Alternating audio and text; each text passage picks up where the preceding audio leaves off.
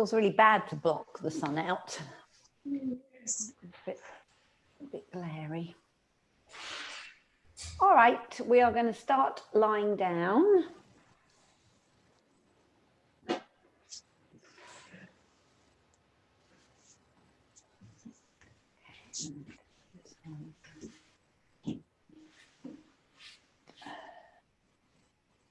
Cool. All right.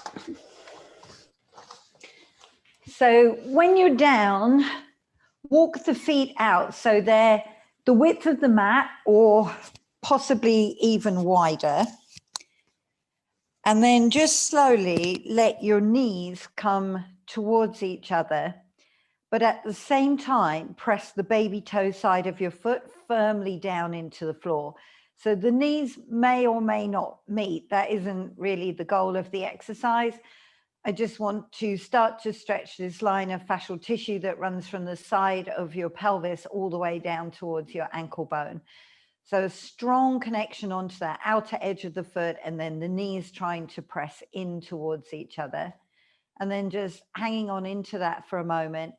Let the right knee come back toward the ceiling. Let the left knee continue its journey toward the floor so that you roll over onto the big toe side of your foot. Once the leg's found whatever is its comfortable resting position, pause there and play with that idea of trying to reach your thigh bone out of your hip socket, as if I could just hook my hands behind your knee and give that leg a little bit of a tug. So once you've lengthened out on the left side and your left leg has found its natural resting place in this inward rotation, paying attention to any pain that this might cause, I want you to begin to encourage the knee to go down toward the floor a little bit more. So a stretch through the front of the thigh, a feeling of tightness around the top of the kneecap. Those sensations are all good, but if there's a sharp pain or the kind of pain that calls your attention, I want you to back out of it. And then release and let the leg come back just to its initial resting place. So can you do that 2 more times for me? Press the, what would be now the inside edge of the knee down toward the floor. At the same time, think of that thigh bone lengthening out of your hip joint, and then slowly let the leg release back to its initial resting place. So 1 more time, pressing down, reaching forward, and then slowly letting the leg come back up. Okay, then change to the other side. So the right leg comes in, it rolls over onto that big toe side of your foot, and just let it find its own resting place to begin with. And then while everything settles there, the first place is to think of lengthening that thigh bone out of the hip socket, sending your knee maybe towards that bottom left-hand corner of your mat. And then gently, slowly begin to encourage the knee to press down toward the floor. And then a slow release. You don't want to just let go and treat it like an elastic band. So fascia responds really well to slow movement. In fact, it's a system that's much better set up for that than things that are quick. So when you're stretching a particular line of tissue and you're tensioning it more and more, that slow release just allows the tissue time to adjust to what's being asked of it. So 1 more time. And then when you are done with that, slowly stand that leg back up. And now let both knees go to the right as far as you're able to take them. So you're on the outside edge of that right foot and the inside edge of your left foot. Rather than resting on what might be considered more the top of the foot, can you really flex the feet so that you're truly resting on those 2 edges, outside right foot, inside left foot? And then from here, I want you to play with sitting back into your left bum cheek. Now, it's a direction of travel. It's not that you're going to be able to get the same amount of weight on the left side as you can on the right side. But if you start to think about sitting that side of the pelvis down, will already create a pull on the inside of that right thigh. So the next time you've got that left bum cheek to move back and down toward the floor in whatever infinitesimal amount you're able to give me, now start to think of the right knee trying to press toward the floor. And then slowly let that release. So there's this two-way traction where the knee is trying to press toward the floor, but the left bum cheek is also trying to sit back. And then slowly let the effort release. And one more time. And let it release. And then take your time to stand the knees back up toward the ceiling. Then let both legs go over towards the left. And again, flex the feet to whatever degree you need to stand on the inside edge of that right foot and the outside edge of the left foot. And then start to play with that thought of beginning to try and bring the right side of your pelvis back toward the floor. And just notice if one side sits further away than the floor than the other side. Can often feel that once you've got one side to compare it to, or maybe this side sits a lot closer. Then you already know which inner thigh is going to be carrying more tension. So once you've done whatever you can to try and get the right side to sit back and down, now I want you to think of pressing the left knee toward the floor and then slowly letting it release. So this two-way traction where the pelvis is trying to rotate back to the right, but the thigh bone outside edge of the knee is trying to press toward the floor, and then that slow release. And one last one. And then slow release. And then slowly bring your knees back up toward the ceiling. Walk the feet back in and stand your ankles directly underneath your knees. And then go ahead up into bridge. So if you've done the class on the towel, think about that articulation of your spine. So as you sink the lower back into the floor on that initial moment where you go to lift all this chunk of bone, can you begin to articulate each backbone up and off the floor? Notice the areas that might feel stiff for you today or feel that they have a little bit of wiggle or wobble going on around them. And once you get up towards the top, you're going to pause there. So you're somewhere around the bottom of your shoulder blades, pressing the hip sockets up toward the ceiling and reaching the knees forward over the toes. In this position, without overarching the back of the ribs, can you lift the heels and lower the heels? With your focus being that you're keeping the big toe joint and the baby toe joint pressing into the floor. So can you really tune into the width of the ball of your foot? Last two. And when you finish that last one, take your time to articulate the spine back down so that right from the base of the shoulder blades, you follow each and every backbone into the floor and then releasing the pelvis away at the bottom. And then once you're there, we're going to go again. So tipping the pelvis back, rolling up through the spine. Finding that placement on the base of the shoulder blades, knees reaching, hip joints opening, the ribs maybe softening down. And then reverse the foot position where you keep the heels down and pull the top of the foot back towards the shin and then place both feet back down. So doing that a few times, pull the top of the feet towards you and away. And notice whether one ankle feels like it has more freedom of movement. Maybe you can already feel which leg has more tension in it. Last one. And then slowly roll the whole kit and caboodle back and down into the floor. So when you come all the way down, bring your hands onto the side of your pelvis. So cup the top of it as if you're giving someone a piece of your mind. So we've played with this before. I want you to use your hands to try and get a sense of how the right side is versus the left side. So notice whether one side of your waist feels shorter. Maybe you have one side of the pelvis that likes to hike up towards the rib cage. Notice if one side of the pelvis feels that it sits higher than the other side. Can you make whatever micro adjustments are available to you to get a sense of coming back to more of a place of balance? And then on the back of the body, you're looking for the natural arch of the lower back, but the back of your rib cage to be really heavy and down onto the floor. Keep your hands where they are for a moment. And as you lift your right leg off the floor, keep the bend of the knee. Just notice all the adjustments your pelvis does to bring this leg up and then to place it back down. Stay on the same leg 4 more times. So notice if you instantly drop the weight more into one bum cheek than the other, and see if you can find a place of balance.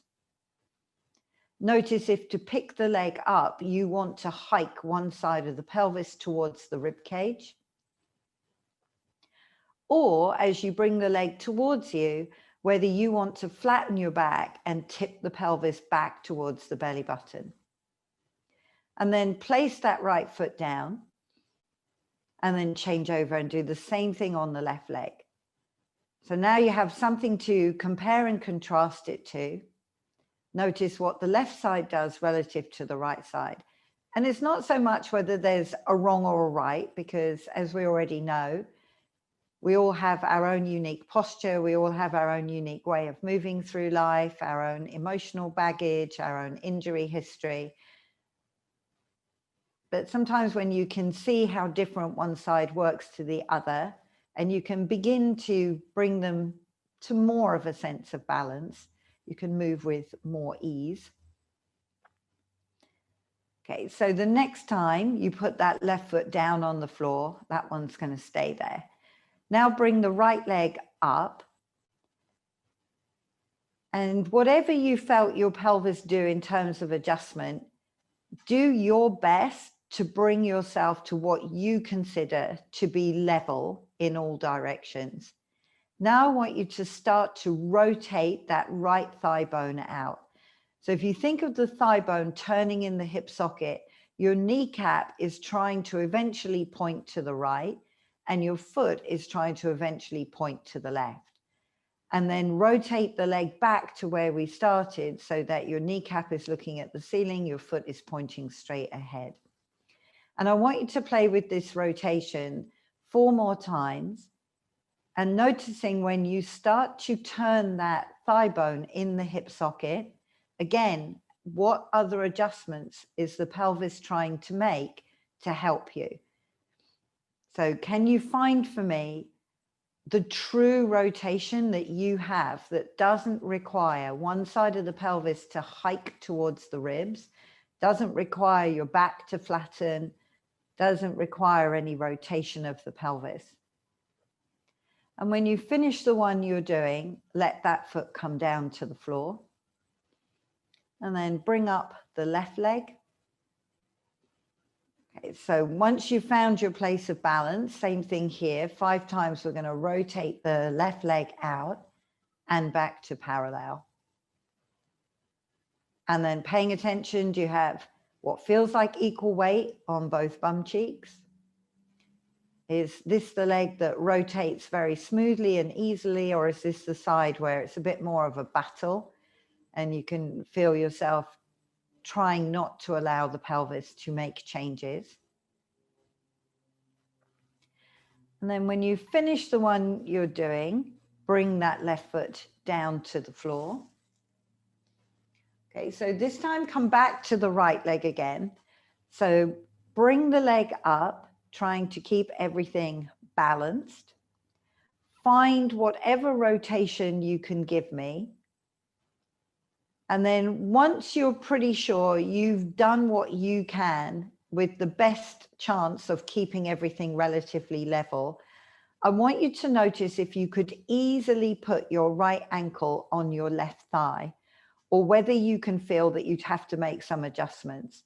So if you bring that right leg across, just notice is it going to land anywhere near the left leg, or is it kind of stuck out in space, or maybe it would come more down the left shin?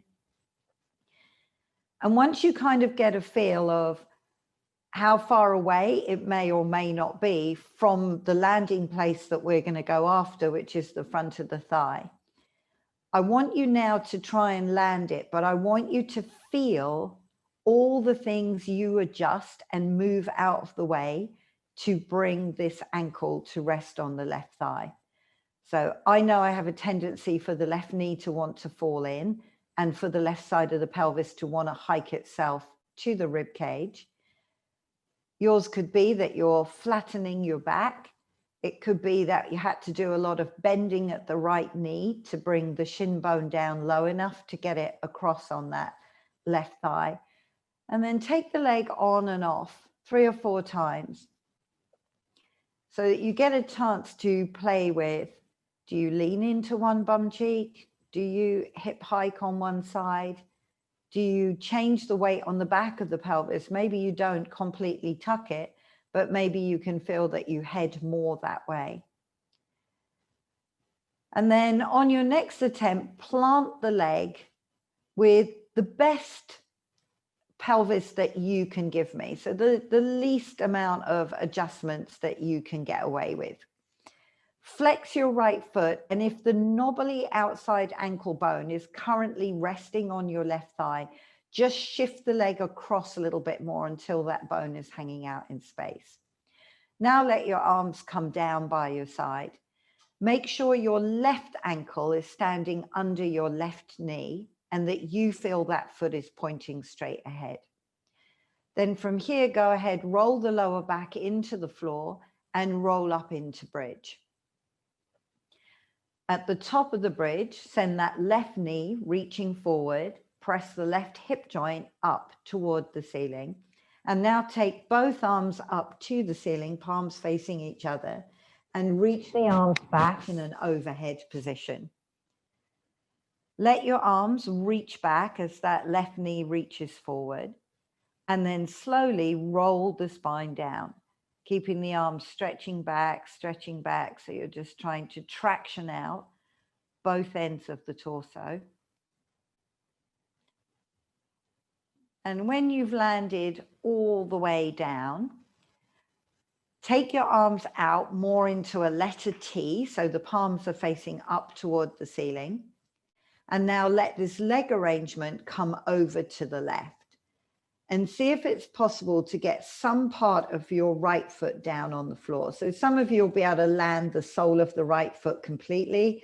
Some of you may be more kind of tippy toe, or maybe if there is a towel or a pillow nearby, you can wedge it underneath your foot if it's kind of stranded in the air. So then from here, I want you now to play with the right knee opening away from you. So if it was coming towards you, the inside of the knee would eventually come down and touch the floor somewhere near your left arm. I want you to open the other way, knee toward the ceiling, and almost you could imagine knee going down towards the foot end of the mat. When you can't open that anymore, interlace your fingers and bring your hands to the back of your head. Okay, I'm only going to do it on one because I can't get this mic to, let's see if it will hook on properly. All right, so from here, as you exhale, bring the upper body up and forward. Although this is much more challenging, you're still trying to think of the ribs dropping down into the floor and then release back and down. So as you exhale, this right side of the rib cage trying to slide down to the right side of the pelvis and then releasing back. 3 more times. And last 2.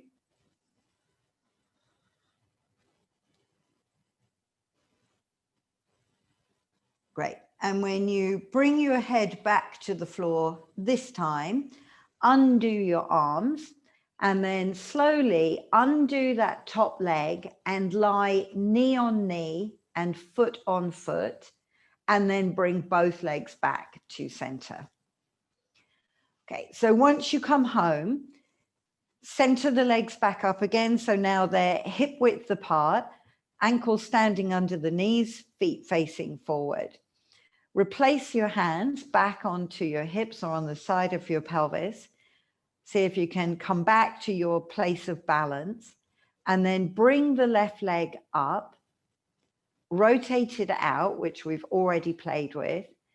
But now 4 or 5 times, play with putting the left ankle on the right thigh and then taking it off. And just seeing what you do on this side, because it could be completely different. This might be the hip that you can turn out into pretty easily and there's very little adjustment. This could be the stiffer one where that right side wants to hike itself up towards the rib cage. Or maybe you lean all the weight into one bum cheek, or the lower back flattens,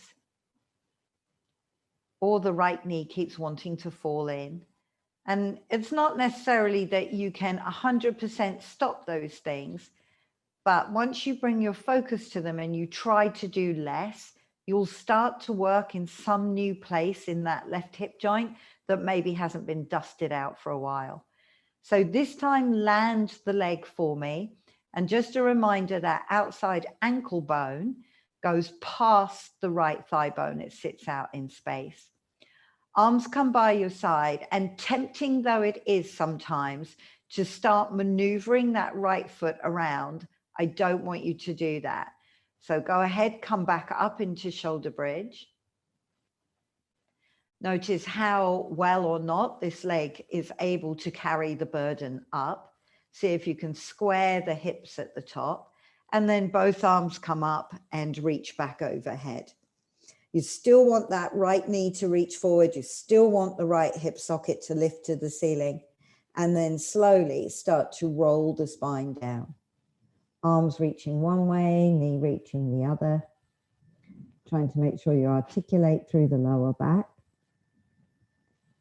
And then when you land, bring the arms out to the letter T. Take both legs over to the right and see if you can land that left foot in some way. And then hang out there for a moment. Play with opening the left knee toward the ceiling to whatever is available for you.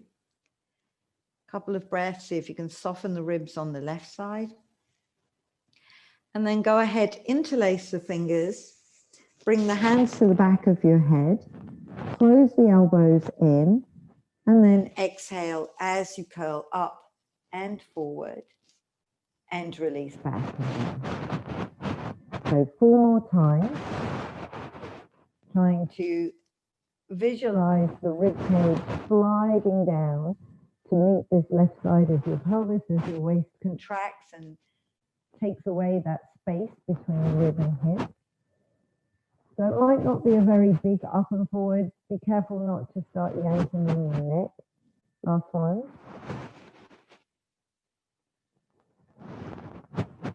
And then let the arms release. Take the top leg and lay it on top of the bottom leg. But from here, you're going to tip over onto your stomach. And for those of you that are going to be working on the floor with me, see if you can lie to one edge of your mat so that one leg is on the floor. I think most of you have done this inner thigh stuff with me before. Okay, so on the floor, let your head come down to rest on your hands. And then from here, whichever leg you've put on the floor off the side of your mat, bend the knee up until you can come close to creating a right angle for me.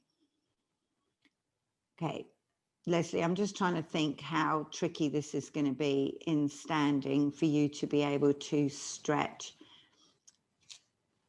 I think if it gets too much in standing, you would be better lying on your back and bringing one knee inward. If I just quickly show you so that you're on your back and bringing your knee this way, like we played with before, and pressing the knee to the floor and letting it release, because it's the precursor to the stretch that we're doing now. I just think in standing, this might be just a bit too much. Okay, so once you have that leg out to the side, the same principle that it might be that you just hiked this side of the pelvis to your rib cage. So if you put your hand on your pelvis or your hip and give it a little bit of a push down, as if you were trying to give yourself a longer waist on this side. And then you can feel how the front of that pelvic bone is not on the floor. So I want you to play with trying to rotate the pelvis in that direction as if you could bring that bone to the floor. Okay, once you have that as close as you can, so right angle at the knee, ideally the foot flex, so you're lying on the big toe side of the foot. Then bring your arms out into the letter W. So you've practiced that with me many times. You want this right angle at the elbow joints. And then inhale as you bring your head, neck, chest up. Look ahead, because we're making this the start of a back bend, and release yourself back and down. So inhaling as the elbows, the hands press the floor down, head comes up, look straight ahead, and release back down. Now this time, as you come up into the back bend, hold there. Turn the hands more to a 10-to-2 position and see if you can lift your elbows off the floor, and then release yourself back and down. So one more time, inhaling as you come up, and then pressing into the hands, pick the elbows up as you come into that deeper back bend. Great. And let it release down.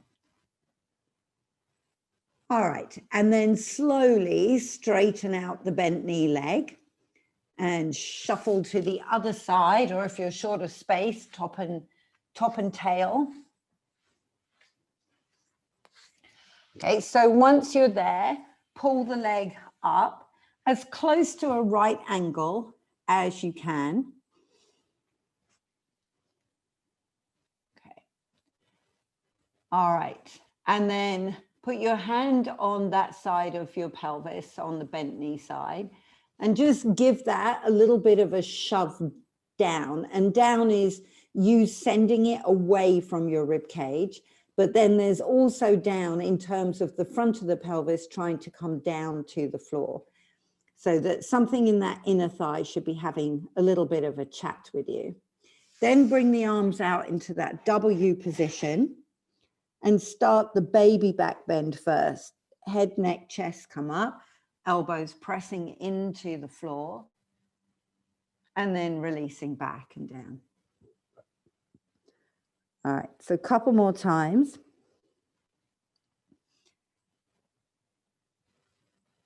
And it's a tough one because the inner thigh is normally having a bit of a chat to you unless you're super open there. But this long psoas muscle that connects so many parts of your spine, your rib cage, your pelvis, and your thigh bone. We're really calling upon that to stretch and open when the leg is held in this position. Can you turn the hands out to more like a 10-to-2? And now come into that first part of the back bend and then press the hands down, lift the elbows as you look forward, and then releasing back and down. Okay, and again.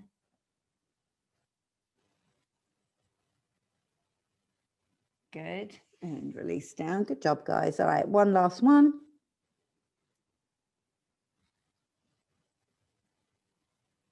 Nice. And release back and down. Good, and then slowly let that leg go all the way out to straight. And then push yourself back up onto all fours with your newly opened hip joints. So just spread the hands out for me. Stack up the joints, the shoulders, the knees, the hips. And then from here, tuck and tilt the pelvis 2 or 3 times. And then wag your tail from one side to the other. And then you're going to finish this half hour by seeing if you can join those motions and figure out circling your pelvis as you're in the privacy of your own home and no one can see you. We should be able to move that pelvis pretty smoothly over the top of your thigh bones now. And then can you reverse it?